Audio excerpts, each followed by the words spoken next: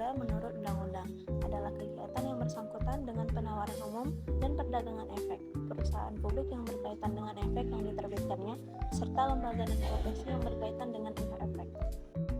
Sedangkan secara umum, pasar modal merupakan pasar untuk berbagai instrumen keuangan jangka panjang dengan jangka waktu lebih dari 1 tahun, seperti saham, surat utang atau obligasi, reksadana, dan berbagai instrumen derivatif dari efek atau surat berharga. Pasar modal Indonesia memiliki sejarah yang panjang dan menarik. Pada tahun 1912, Amsterdam Effectenbeurs membuka cabang bursa efek pertama di Indonesia, yaitu Jakarta, menjadikannya bursa keempat tertua di Asia setelah Bombay, Hong Kong, dan Tokyo. Alasan pendirian bursa efek ini adalah kebutuhan modal untuk pembangunan perkebunan skala besar pada awal abad 19.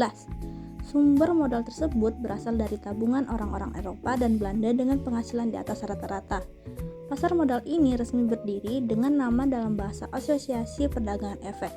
Efek yang diperdagangkan di pasar ini adalah saham dan obligasi. Dalam pasar modal terdapat beberapa fungsi yang mengikatnya, yaitu diantaranya A. Pasar modal sebagai sarana penambah modal bagi usaha. B. Pasar modal sebagai sarana pemerataan pendapatan. C. Pasar modal sebagai sarana peningkatan kapasitas produksi. D. Pasar modal sebagai sarana penciptaan tenaga kerja. E. Pasar modal sebagai sarana peningkatan pendapatan negara. Dan yang terakhir F. Pasar modal sebagai indikator perekonomian negara. Manfaat pasar modal untuk emiten. 1. Jumlah dana yang dapat dihimpun berjumlah besar. 2. Dana tersebut dapat diterima sekaligus pada saat pasar perdana selesai. 3. Tidak ada konvenan sehingga manajemen dapat lebih bebas dalam pengelolaan dana atau perusahaan. 4. Solvabilitas perusahaan tinggi sehingga memperbaiki citra perusahaan. 5. Ketergantungan emiten terhadap bank menjadi lebih kecil. Manfaat pasar modal untuk investor. 1. Nilai investasi berkembang mengikuti pertumbuhan ekonomi. 2. Memperoleh dividen bagi mereka yang memiliki atau memegang saham.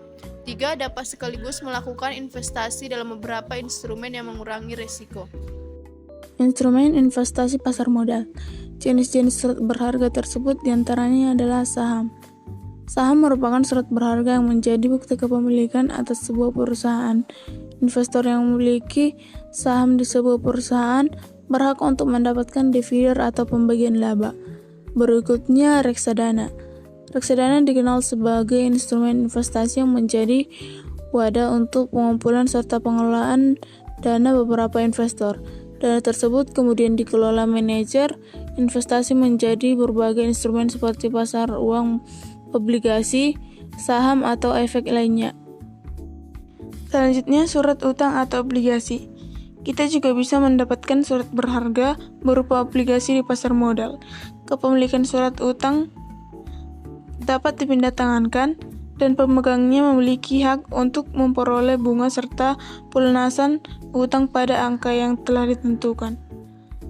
Selanjutnya, derivatif. Ada pula surat berharga dalam bentuk derivatif.